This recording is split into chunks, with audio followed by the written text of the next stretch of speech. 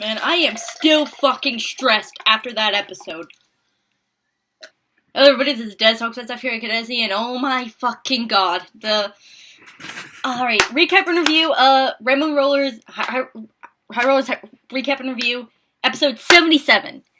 Well, not of this series, but episode 77 of High Rollers. Anyways, this was another very stressful episode, thanks to the siege, whatever the fuck you call it, I don't know. Anyways, there was, but yeah, like, let's just get right into it because a lot happened in this episode, and if you're wondering, like, well, I mean, you most likely know why there wasn't a Rolling Ramblers last week, because there was no episode last week, got cancelled due to snow in the UK, and there ain't gonna be one next week because they're gonna be away at Insomnia. But if they do a one-shot there and actually manage to record it and stuff, maybe I'll do a recap review on that if you guys want me to, because why the fuck not? So yeah, just tell me, and I can try my best to do it.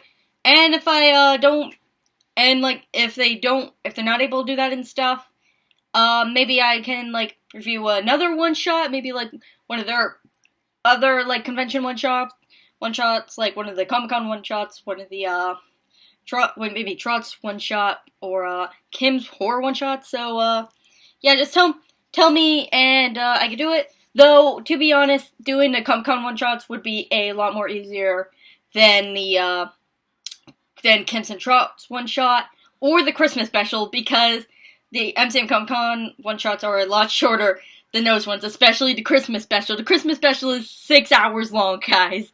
But yeah, anyways, let's just get into this one. Alright, so it starts out, just after the end of the first siege, for Titus Val, and Cam is just getting... Oh, no, wait, first they meet up with Barris and stuff, talk about how things went on the, north side, sorry, the well thing, north side, I think it was, North Gate, either north or south, one of those, I don't know, and you know, it was really tough and stuff, but they managed to pull through, and Barris ain't looking so good, and so, basically, and like, some other stuff happens with, Reynard and Trixani, which, by the way, Mark called her, Trixania. I thought she was called, or is it, like, I thought she was called Trixani or something. Or, like, not like, Trixan, like, he called her something, I forgot exactly what he called her, but he called her something different, not Trixani, because I'm pretty sure it was, like, Trixani or Trixania, something like that. But he called her something else, and I don't know if that's just Mark getting confused or whatever, but I don't know. Because, let's be fair, not even Mark keep up with his own NPCs. But yeah, like, Cam gets drunk off his ass, which is, an appropriate response to all the shit going on. And, like, I mean, same, but I'm doing Pepsi, hashtag not fun, Pepsi, whatever. And, so yeah, like, things are just fucked. So, they're planning shit out, they're in Fanny's Tavern, I'm pretty sure, or something. And Grunka and, Felix walk in. Uncle Felix goes to bed. Grunka staying there for a while next to Reynard. That's another thing. There's quite a bit of shipping in this episode, which is always welcomed in my book, especially if it's Nolora Grunknard, which we will get to in a moment. And so, yeah, they're like, Cam's talking drunk military tactics and stuff. He wants to go like out and fly into the clouds to Falania, which is a really dumb idea. But on the bright side, we get a really cute moment with Grunka and Reynard, and it's like Aladdin and stuff, and it was just so fucking adorable. There better be fucking fan art of that sometime in the next 2 weeks, because that is just the cutest shit, and we need something right now, because this stage is fucking stressful, okay? Anyway, so yeah. Like, they're planning things out. Judo also suggested that they go, mess with, like, the Orcs camp and stuff, and, like, maybe poison their water supplies or something.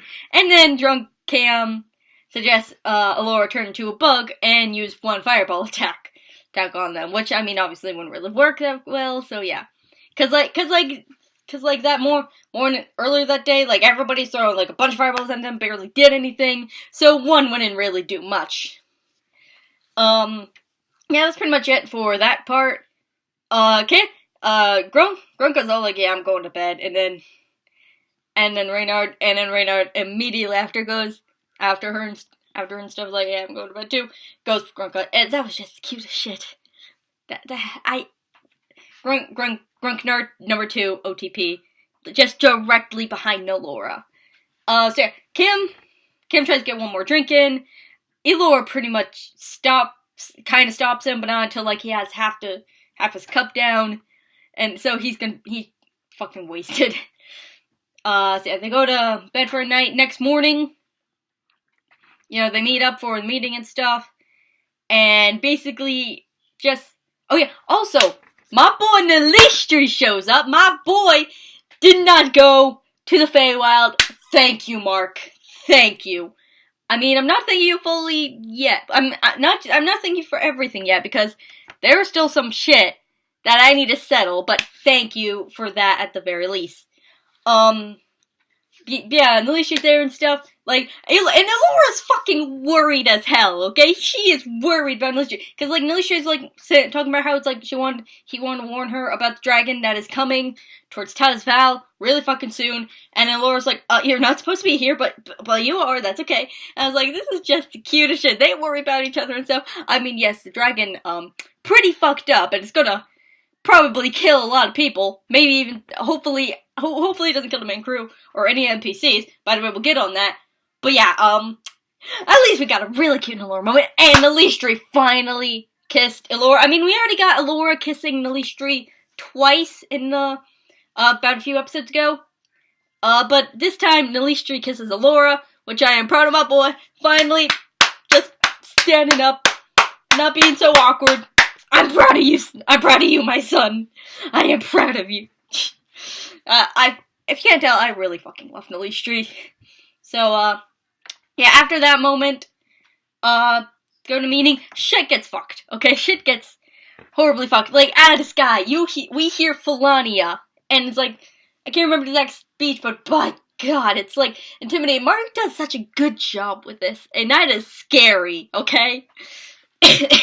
All of a sudden, like, a bunch of things come down, the dragons come down, a bunch of, like, giants and shit, hobgoblins, all this big shit comes into the city, and it's up to the main crew, and a few other NPCs. I'm probably not gonna be able to name them all, but I know it's, Svenrir, Grunka, Cassandra, Nalistri, Trixani, Cassandra, and Felix Fairhorn.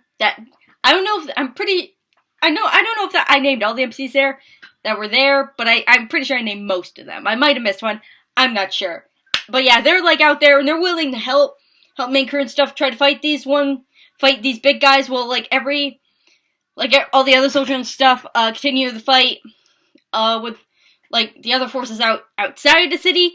Which, by the way, I have to give props to Mark, cause as much as I was liking the whole siege thing from episode 76, like, I knew, like, they probably couldn't really do it, like, multiple times, because then formula would get kind of old. So it's like, I was wondering, like, is Mark gonna do something to make this battle, like, not just be, like, repeated over and over again? Because, like, as much as I love the siege, I don't want it to get old. This was as much as scary as it fucking is, this was pretty fucking perfect, okay? Like, this was the perfect thing to keep things interesting, and spice things up in the war, and make the unexpected happen. And I gotta give props to Mark on that. But yeah, but I ain't giving Mark props for everything, cause I keep saying, some shit goes down. Excuse me. Yeah, so yeah, like, this fight is fucked. I can't go into too much detail and stuff, but yeah, basically, party and the NPCs split up. Party fight, I forgot it's like the giants or something, whatever, something. By the way, can I just talk about how much I love Grunka in this episode? She is just Grunka is in her prime this episode, okay? Like, Grunka's always in her prime, but this is her prime, okay? Like, this is the best, like, she is so fucking protective of Reynard, Reynard was like, hey, you know that dragon? That's the dragon that almost killed me. She gets fucking pissed. And then, battling, and like she wants to go fuck up Dragon, but she has to go help the crew fight something else. Once again, I forgot what. I don't really write down notes for this. This is just me literally right after the episode, okay? Right directly after the episode airs.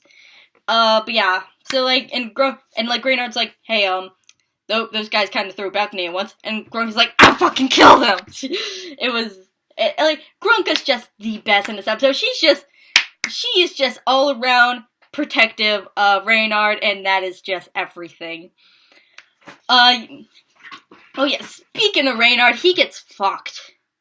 He just gets fucked. He nearly, later on in the episode, he keeps getting, he gets bashed with a giant fucking sword and nearly dies. He has to make a death saving throw, and it's like his turn, so nobody can go and heal him yet. And he has to roll at least a 10 or higher. And like at that moment, I held my breath. I didn't breathe. I didn't really move. I was just like, I was static. Like, I was so fucking scared. And then, once he rolled an 18, I just let out the biggest sigh of my life. That, like when I talk about how stressful this episode was, that's one of the prime examples. And of course, Grunka, fucks him up and stuff. I usually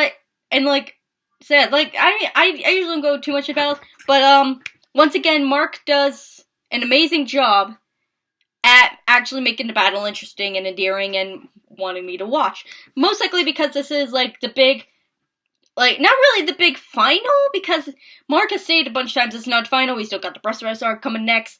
By the way, that is, in fact, coming. I saw a few people in chats I thought that was canceled. No, with the Unbroken Empire stuff ain't really happening. They ain't going to the Unbroken Empire, but they are going to Breast Arrest, since that is a very big arc for Judo, and she's one of the main characters, she still needs her official arc, so they obviously need that. They obviously need to do that.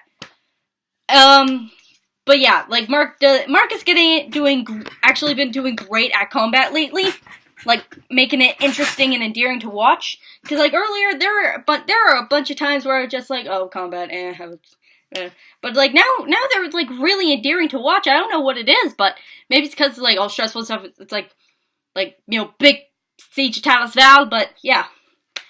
But also with Cam's arc, that was also very interesting, and the Cephal and Crownrun stuff was also a very interesting fight to watch. So I don't know what he's doing, but whatever you are, keep up the good work, Mark. Highly doubt you're watching this. So, that's pretty much it for combat. Now, for the end of the episode, that is where shit gets really fucked.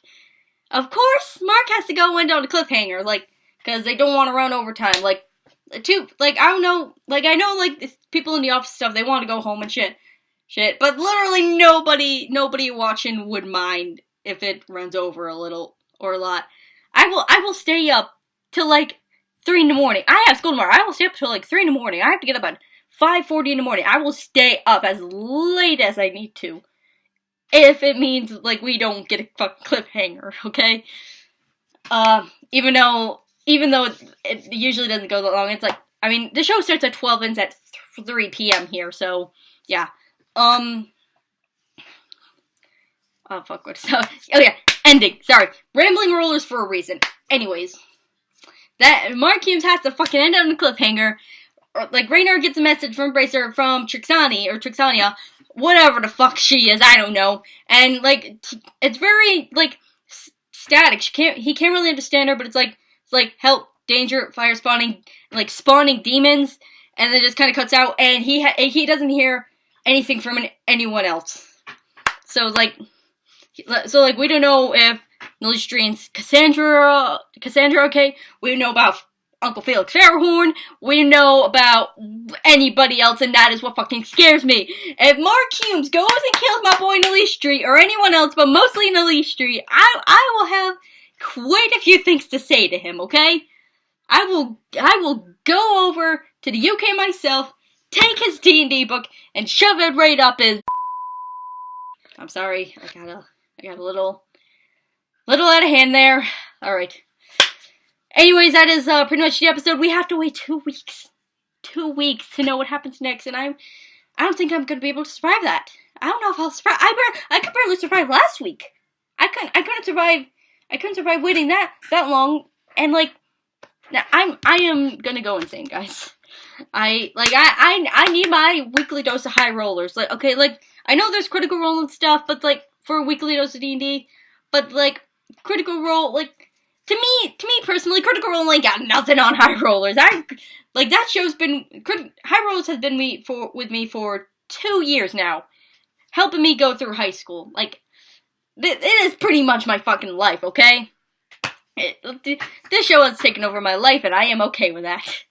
But yeah, that is pretty much this episode, guys. Quote of the episode is, "Leave my Reynard alone," said by Grunka herself. Because, like I said, she just shines in this episode. She's just everything in this episode. And, like, hopefully, like, what I'm hoping is that, Nilistri was able to teleport with Cassandra and get the fuck out of there. Like, that's what I hope. That is, I want Nilistri to get the fuck out of there, go back to the Winterspire, whatever, just get somewhere safe, boy, okay? I couldn't handle it if my son died. Okay, my little shipper heart couldn't handle that.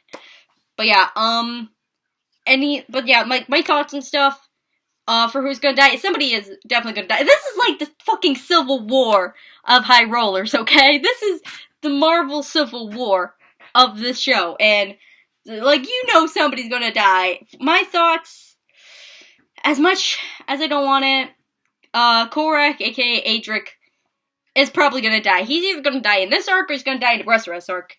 Like, it's gonna be fuck. Maybe Cassandra, which I really don't want. I love Cassandra. I love everybody. I love all these people that aren't part of Broken Sky. I don't want them to die. But like, somebody's gonna die. I swear to God, if either Nilistri or Grunka die, it will not be pretty, okay? I will riot. And I will cry. I will cry it. But yeah, that's pretty much the video, guys. 2 weeks until the next episode. Are you guys gonna survive? Because I'm probably not. I could barely survive this fucking episode, okay? I ain't gonna survive shit. I ain't gonna survive Siege Talus Val. I'm dead. But yeah, thank you guys for watching. I will see you in the next video. Peace.